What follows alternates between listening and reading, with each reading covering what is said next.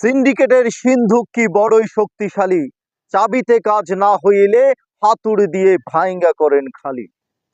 দেশে তেলের সংকট, গাড়ির দীর্ঘ লাইন, আর অন্যদিকে মজুদ কারবারিরা মজুদ করছে যাতে পরবর্তীতে বেশি দামে বিক্রি করতে পারে।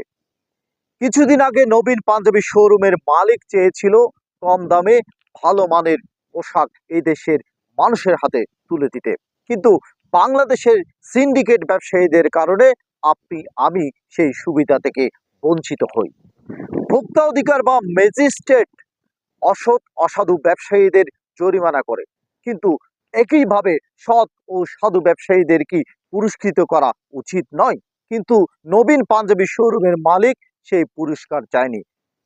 সে চেয়েছিল নিরাপত্তা, কিন্তু আমরা সেই নিরাপত্তা দিতেও ব্যর্থ হই। নবীন ভাইকে নিয়ে এই ভিডিওটি বানাতে গিয়ে আমার ফাটাকৃষ্ট মুভি, যে মিঠুন চক্রবর্তী মুভির কথা মনে পড়ে গেল। ঘুষ নিলেও মরতে হবে, না নিলেও মরতে হবে। এক পর্যায়ে দেখা যায় যারা সৎ নীতিবান অফিসার ছিল তারা এক সময় ঘুষ নিতে বাধ্য হয়, কারণ সে যদি মারাও যায় অন্তত পক্ষে সেই টাকাগুলো দিয়ে তার পরিবার চলবে, তার বউ বাচ্চারা বেঁচে থাকবে।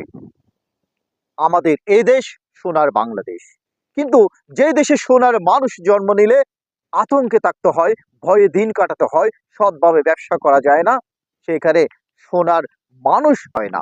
তাই আমরা যারা সৎভাবে সৎ ব্যবসা করে সততার মাধ্যমে নীতি আদর্শের মাধ্যমে ব্যবসা করতে চাই, আমরা সেই মানুষদেরকে যাতে নিরাপত্তা দিতে পারি সেই ব্যবস্থা করতে হবে, এবং অসাধু ব্যবসায়ীদেরকে শাস্তির আওতায় আনতে হবে। তাহলে আমার সোনার বাংলাদেশ সোনার ভূমিতে পরিণত হবে এবং সোনার বাংলাদেশে সোনার মানুষ জন্ম নেবে।